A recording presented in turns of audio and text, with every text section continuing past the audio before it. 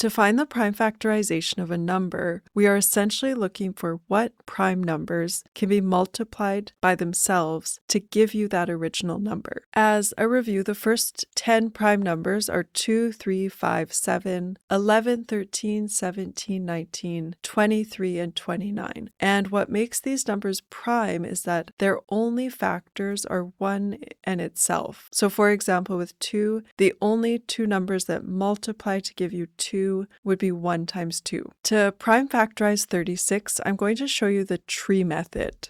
So we start by writing 36, and then we're going to put 2 branches down. And we want to think about what are 2 numbers that multiply to give us 36. So you could use 4 and 9, you could use 2 and 18, you could use 3 and 12. I'm going to go ahead with 2 and 18. Now you need to ask yourself, are either of these prime? If any of them are prime, like 2, you're going to put a circle around that and stop at that point. 18 is not prime, so we have to keep going with this side of the tree. So now you're going to try to figure out, what are 2 numbers that multiply to 18? Well, we could do 2 and 9. This one's prime, so we can stop there, but with the 9, it is not prime, so we have to keep going. So 2 numbers that multiply to 9 would be 3 and 3, and you'll notice that both of these are prime, so we can stop. We don't have any more branches to continue with, so now we can kind of write out the prime factorization. So your prime factorization of 36 is going to be the numbers that were circled multiplied together. So we know that the prime numbers that multiply to give us 36 would be 2 times 2 times 3 times 3.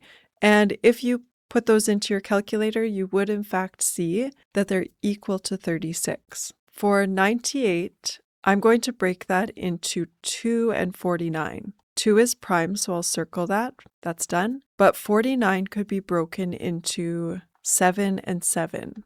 And 7 is prime, so we can kind of put our circles around both 7s. And now that we have all prime numbers, we can write out our prime factorization with the numbers in the circles. So 98 equals 2 times 7 times 7. For 180, I'm going to break that into 3 and 60. So 3 is prime, so I'll stop there. 60 I could break into 2 and 30. 30 I'll break into 5 and 6.